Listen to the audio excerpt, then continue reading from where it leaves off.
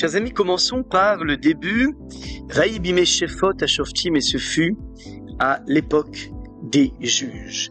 Quel est ce contexte historique?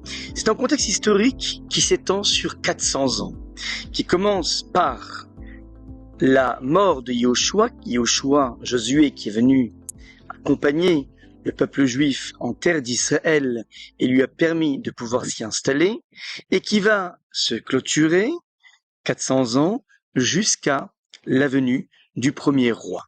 C'est une période qui est décrite et décriée dans le canon biblique comme étant une période de profonde décrépitude d'un point de vue à la fois moral, spirituel et social. Et ce qui est tout à fait intéressant, c'est de préciser que son point de départ commence à l'enterrement de Yehoshua.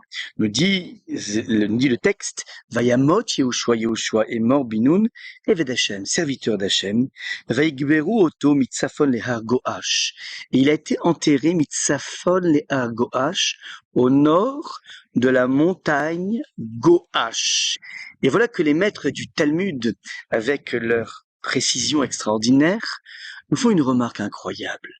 Nous sommes allés visiter, explorer la terre d'Israël de fond en comble, et nous n'avons jamais vu ce mont Goash.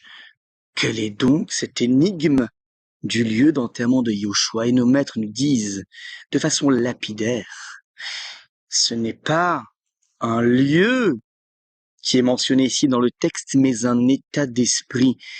Les enfants d'Israël, Idgaashu, Miligvor et Yoshua, ils sont allés de main molle dans l'enterrement de leur leader.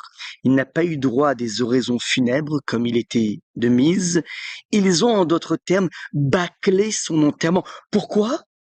Tout simplement parce que les enfants d'Israël étaient affairés à une grande mitzvah qui se nomme le Yishuv Eret Israël, s'installer sur la terre d'Israël. Oui, certes, grande mitzvah, mais lorsqu'elle se fait au détriment des devoirs les plus essentiels, d'enterrer comme il se doit son leader, il y a ici une certaine forme de mascarade. On se camoufle derrière une mitzvah de la Torah pour éviter d'avoir le minimum de reconnaissance, le minimum de tenue, compte tenu de cette extraordinaire implication de Yehoshua. C'est ça le point de départ de cette époque des juges, et qui va en fin de compte aller de décrépitude en décrépitude, et toujours axé sur cette relation au don à l'autre. Je préfère faire une mitzvah pour échapper à un don de moi-même. Voilà un petit peu ce qui caractérise de façon très forte cette période Vaï bimé shefot à Shofetim.